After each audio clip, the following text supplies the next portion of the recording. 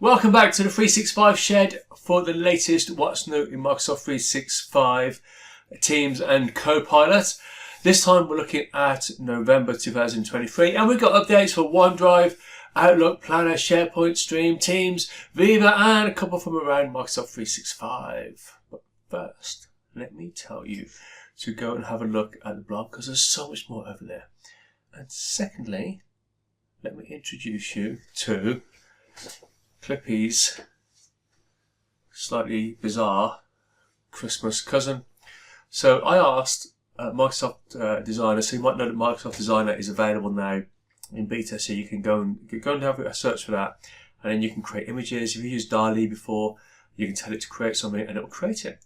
Anyway, I asked it to create Microsoft Clippy with a Santa hat on a white background, and that thing is what it came up with. I'm not quite sure what this is, but it's paperclip shaped vaguely. It's got a face. It's Microsofty, and it's got a Santa hat. I'm not sure what's going on with this second tail though. But anyway, I decided to stick with it. And the point of this is, somewhere in this session, he or she or they are hidden in a slide deck. If you spot them, make a note of which slide we're on. Go to the notes section of the video afterwards, and there's competition, so £40 or the equivalent in your currency of Amazon vouchers. Just a couple of rules. It'll be open until the 23rd of December, 1 entry per person. This is just an Amazon weird thing. It's just that it's not available everywhere, is it? So Amazon's got to be available where you are, and importantly, gift vouchers have to be accepted by Amazon where you are. If they're not, then I just don't take part. It's my first one, and I'm just working out how to do this. I need to be able to say name, just for openness, to make sure that I don't just give this to one of my friends or family. And that's it really. Just when you click on it, you'll see some sort of rules. But good luck. See if you can find Christmas Clippy, and we should probably get started. We're a couple of minutes into this already. Let's go. Okay, let's start with OneDrive. So here's a couple of quick updates. An expanded open in app availability. All this means is you know that you could go to something that's in your OneDrive and you could click and you could tell it to open in the app, okay, or in the browser, or the options depend on what you're looking at. Well, they're adding more applications to this, so you have more options to and more choices and ways to open files that you've got in OneDrive. Delayed your access to OneDrive files using OneDrive for the web for Teams when offline. So the ability for those files to be in the browser or in Teams offline, a bit like if you have File Explorer and the OneDrive sync client installed, you're going to get this functionality in the browser. It's been pushed back a little bit, but you should have it by January next year, apparently.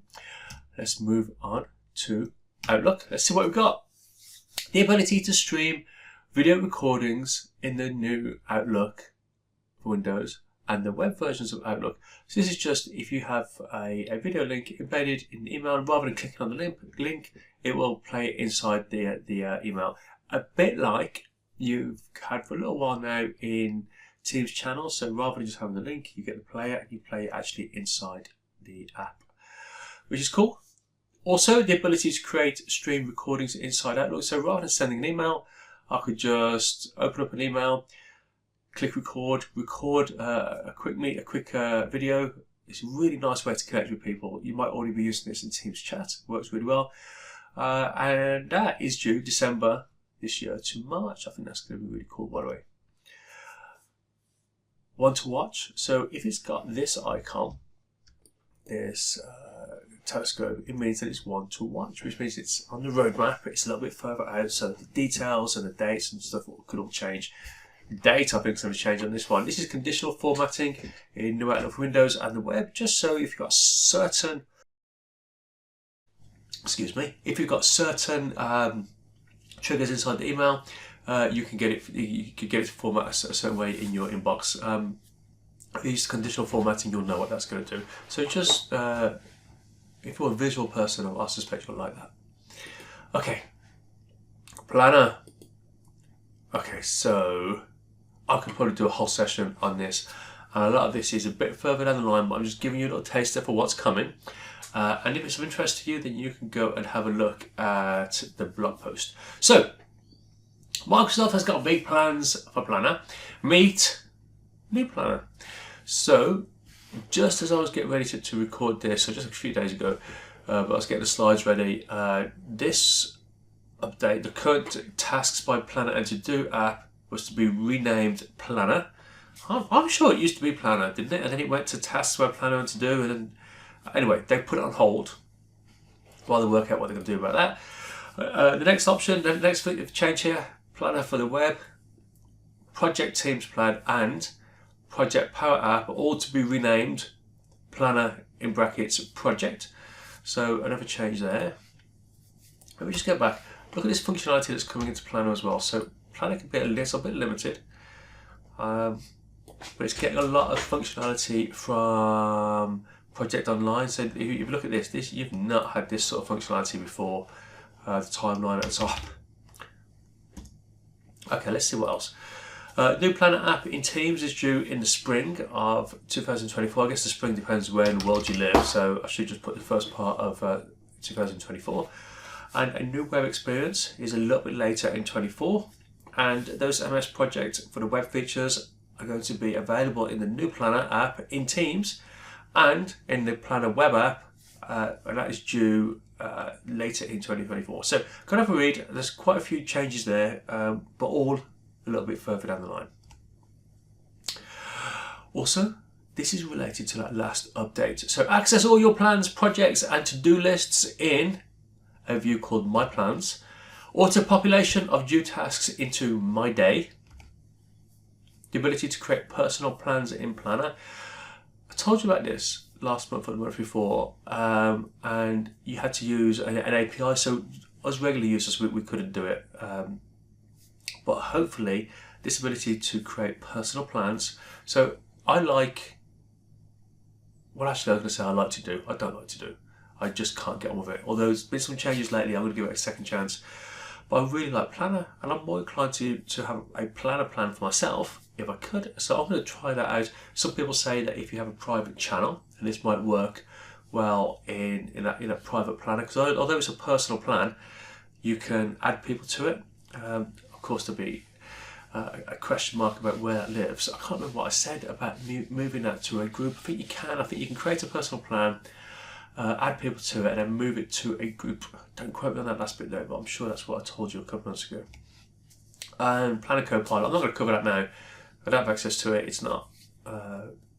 I'll tell you a bit more when it's a bit more available for people. When they reduce the 300 seats rule and the $100,000 a year commitment, a few more people got access to it. I'll probably be exploring that a little bit more. Anyway, folks, right, all this stuff that's called for Planner is penciled in for March next year. So all that previous slide stuff and this, I think, is all going to come in at the same time. Okay, SharePoint. Let's see what we've got.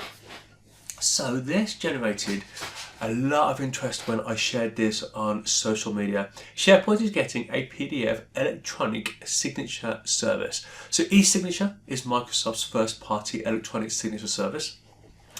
Look at this here. So I've got my PDF, and one of my options is to get signatures. So nice and easy to request them on there, so you can set it up. Look at this. I need to specify where to sign.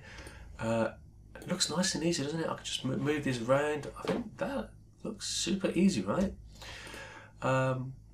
So it's a pay-as-you-go service charged per request.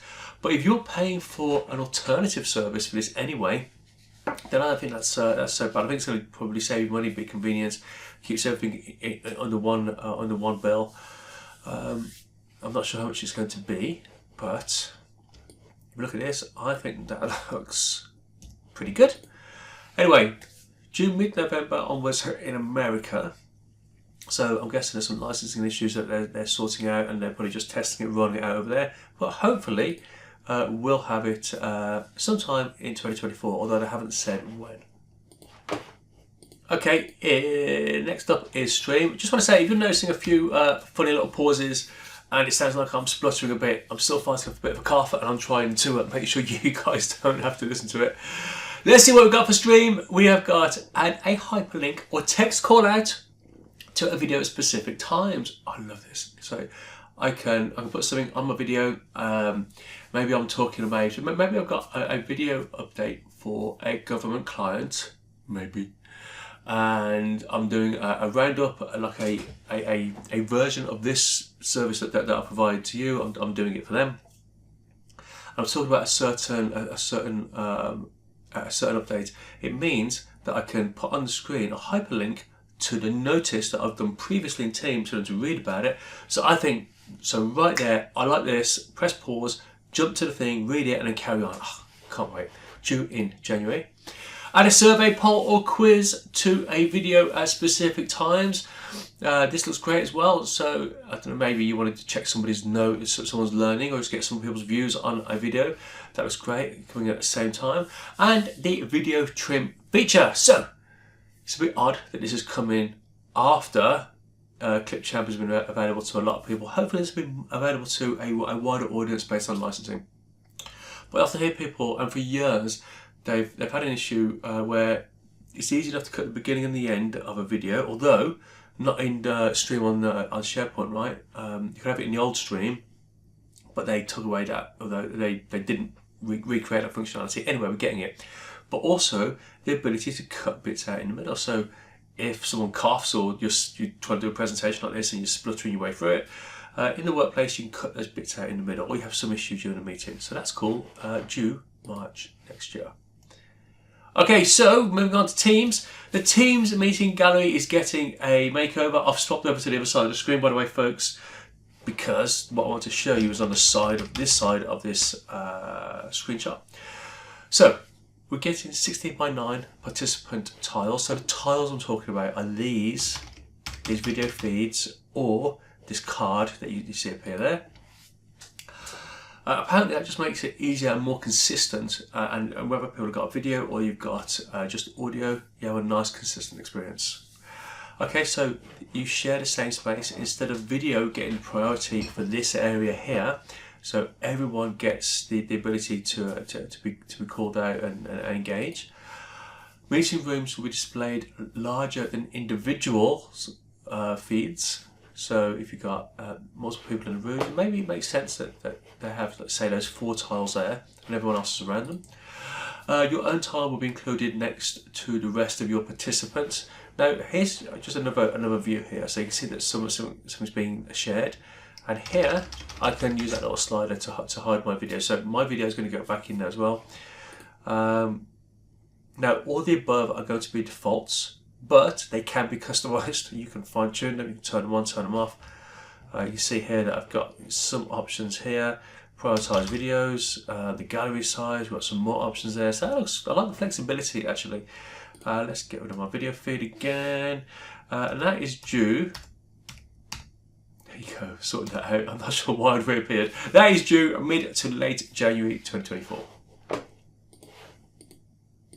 Next up, we have the ability to remove activity feed items in new Teams. I really like this. Look at this, we've got the ability to go for our activity feed. So not only can we read it just by unread, but we can actually remove items from here. So I love this. Imagine being able to have an empty activity feed.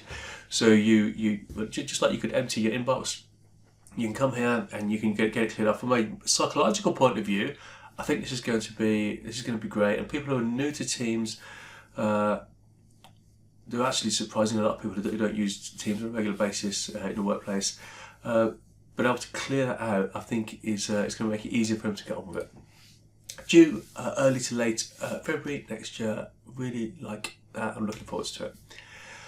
Co-organizer experience upgrades for Microsoft Teams webinars and town halls. So this is basically, if you've had if you've used co-organizers in the past, my blog covers what co-organizers can't do. There's lots of things they can't do. With this upgrade, they're getting parity apparently with the original organizer.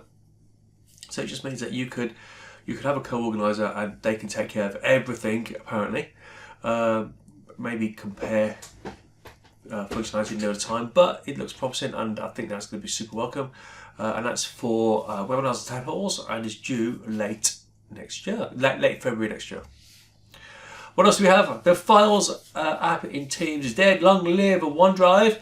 So do you know what, the Files app that used to live here, that had they had a bit of a facelift. I'm going to say April, I think. But other than that, it's been the same since I started using Teams, probably pushing 6 years ago, and it's well overdue an update and upgrade. Now, you might know that OneDrive has had lots of changes recently, so these views here are really a big fan of that people view, the meetings view. Excuse me. Anyway, OneDrive is replacing the files experience inside Teams. So hopefully you've been keeping track of what all this stuff does. The For You bit at the top, the Add New, which now has gobbled up the ability to upload documents as well. And these views here that the people in the meeting, hopefully you've kept track of what those are. If not, go and have a look at the blog. Search on OneDrive and you can read all about them, because that is now your Teams experience. And actually just this morning, this landed in my Teams. So I think it's great. And this is rolling out now, and is due mid-December this year. So already rolling out and looks great. Okay, the creation of new Microsoft Teams and channels moved and simplified. I'll try to make sure I've cut out those coughs. If you get a little pause, folks, just forgive me. What have we got? Moving to the ability to join and create teams is moving to the top. So this is so we've got the app bar here, we've got the rail. I click on the little plus sign. Now these used to be at the bottom, didn't they? They just kind of like just sit there, and they just sit there, and you almost get so used to them you stop seeing them. Anyway, so I've got the ability to create a team or join a team there. A bit like if I go to a channel, I've got a similar experience in there in the channel as well. Go and check that out. Both due by early to mid-December, but I'm already seeing the first one and a version of that second one as well. So go and check that out. What else do we have? Okay, just some quick updates. First up, private line. So this is cool. So it means that you can have a second line for incoming calls, and you can give it to certain people. It's for incoming only, but then you have a separate number, and you can see people, like you can see who it is that's calling you. It separates it from your work. That looks quite useful, but I can imagine it's quite for a narrow band of people. Or would everyone have one? I just get and you know. So I know an organisation that's finally turned off Skype and goes to Teams calls. Now they would everyone end up having would everyone end up having that private line, or would it be an option like so your family can get in touch with you? I don't know. Or would it just be for the exec type people? Anyway, just rattling on now. Due mid to late February. Microsoft Team WhoBot to be retired mid-December. So the next couple of weeks the WhoBot's going.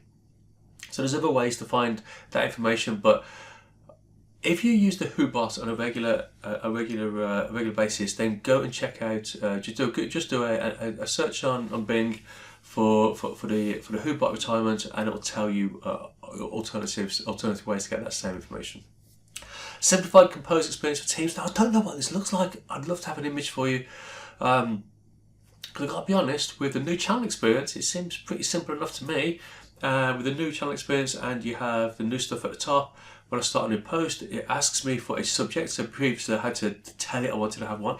So I think that's done a great job, and I'm not sure what this new experience is going to be like, but we're going to find out early next year. Voice isolation. So due mid to late February next year. I'll tell you a bit more about this nearer time. So if you're in a noisy environment, this will be useful to you, because you're going to get the option to train Microsoft Teams on your voice. So it uses AI. Apparently, it's not a premium. It's not a premium service. It's not a Teams premium.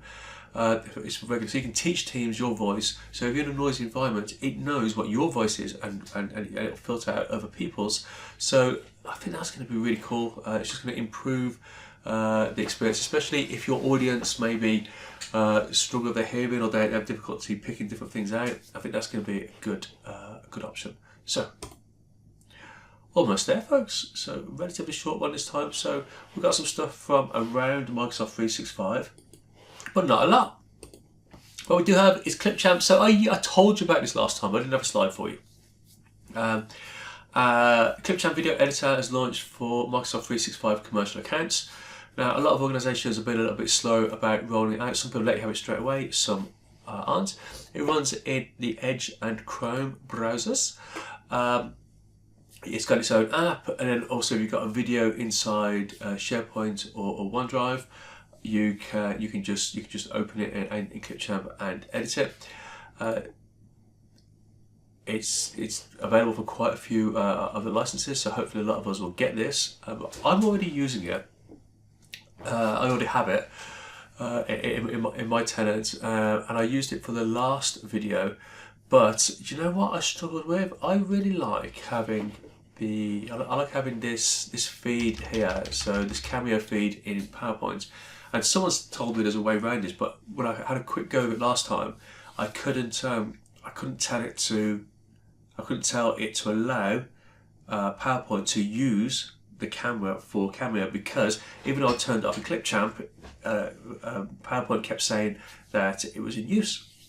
There was a way around that apparently. So today I'm back to Camtasia, but apart from that little kind of like that little niche case that I've got, this looks great. I find it easy to use. You know, for those of you who do any sort of video editing, you'll recognise a lot of this, and it looks great. Especially if you had a meeting or a presentation and someone's coughing all the way through, you can go in and you can cut those out if you wanted to. Okay, so you should have that, if you haven't got it already, by the end of the year. Okay, a couple of quick ones. So I use Control Shift and V, so to paste probably daily. When I'm pasting stuff into Microsoft Teams, I don't want to then to tell it to paste in plain text or right click. So Control Shift and V pastes in plain text.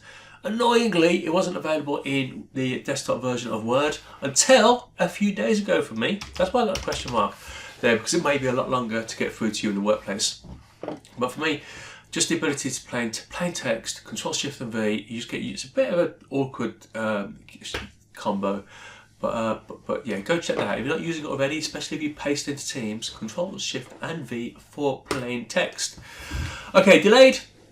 Office documents have a new default theme now due mid-December to late January. You can see here, I've talked about this before. Just the new theme. It's not. The changes are subtle, but they make a big difference. Now look at that on the right side. Just the way these are just so much more defined and just a bit more contrast, and they do look good. Anyway, just pushed back a little bit. Visio for the web. Okay, so a few things coming to Visio for the web. Defined shape data, infinite canvas, and containers. There's quite a few things due in March 2024. Go look at the blog if you want a bit more detail. But this is a one to watch, so you need to keep an eye out for that. Telescope. Near the time, I'll tell you more about it. But it looks like Visio for the web's getting a bit of love from Microsoft. Okay, so we are about there. So did you spot Clippy's unhinged looking Christmas cousin? I think I like him. I'm not quite sure what to think of him, she or they or it. I'm going to say it, right? Anyway, go and have a look in the notes. If you manage to spot and Clippy's Christmas cousin, go into the notes section of the video. Follow that link. You might have to copy and paste it or follow that link, and just if you want to get a £40 or the equivalent in your local currency, a £40 Amazon voucher, go and do that. I don't ask anything of you. I'm just looking at my form over here. So I just need to know the country you're in and the currency that you want and which Amazon site you want me to go to get it for you. I need an email address to deliver it to. I need to know your first and last name so I can say who won it, because I just need that bit of openness. If there's any weird competition rules that I've forgotten about that I'm going to fall foul of, and you're the sort of person that is going to pick someone up on those, how about you don't enter? That would be good for everybody, wouldn't it? Anyway, folks, good luck with that. Hopefully, I haven't advertised it, by the way. The reason I haven't advertised it is because I want somebody who's already watching the videos to win it. I'm not going to use it as a promotional tool to get more people in. It's just for you folk who've been watching all year. Hopefully one of you will get it. Anyway, so how do you keep up? Do a search for @SuperSimple365 on all the socials. Threads is on there as well, but I've not added it to that list yet. Might end up replacing one of those with Threads, we'll see. But folks, we're done. Hopefully that was helpful. You enjoyed that session. I'll catch you next time. Thank you very much for watching.